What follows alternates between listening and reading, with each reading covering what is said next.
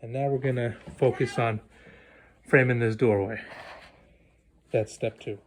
So I cut the wood for this side of the molding. I used very thick wood.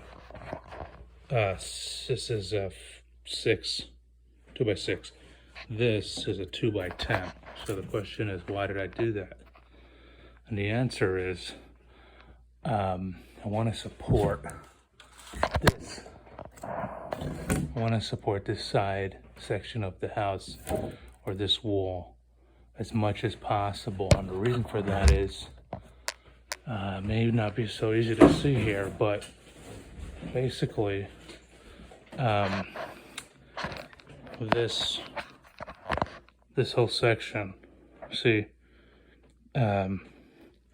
this whole section here, this whole ceiling here is leaning on this wall. And since this whole wall is open now,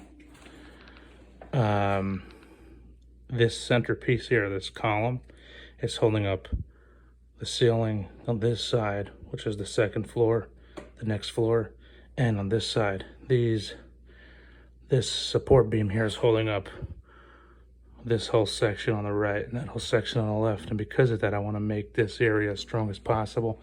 So I didn't just use regular molding, I'm using very thick molding. So I framed out the right side, I framed out the left side, and here's what it looks like on this side.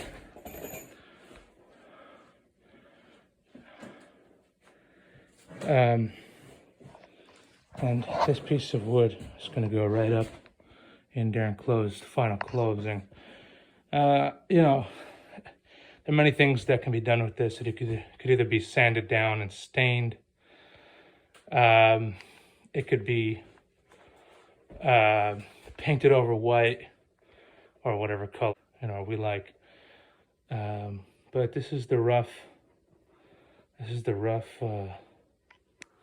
look, and I guess we'll go from there. Now that we are done the building out the framing, I wanted to point out a few things. First that I wanted to point out was I used golden screws. They're regular, they look like sheetrock screws, but they're actually golden color. So if you decide to keep the natural wood and stain it, they'll actually blend.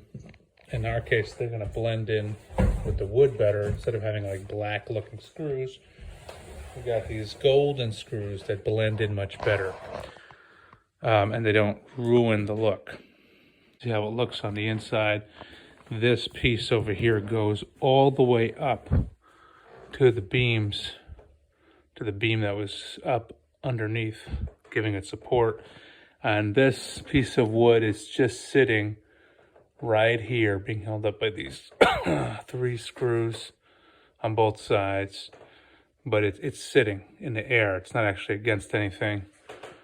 And this is it. This is the finished product. It came out pretty nice. This side isn't perfect because, of course, I got to finish this up over here, the molding, and this side still has to be plastered around the side or joint compounded around the side, and so on and so forth. Now, if I was going to paint this white, I would take all the screws that are in wherever they are, I would drive them in 1/4 inch so that there's a 1/4 inch gap hole, and then I would fill that with joint compound, you know, sand it the same way I would paint a wall.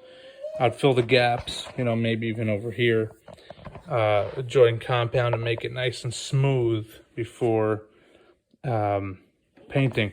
There's even the possibility of adding some other molding like this doorway has in the center. See how this doorway's got this little piece down the center, which can be also put down the center of the new doorway, so on and so forth. Some of this other molding can also be added. like this is a molding trim and that's a molding trim, it can be added around this new piece.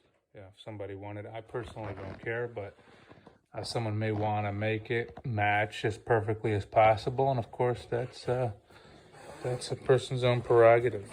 So, yeah, that's just a consideration I figured would be worth mentioning.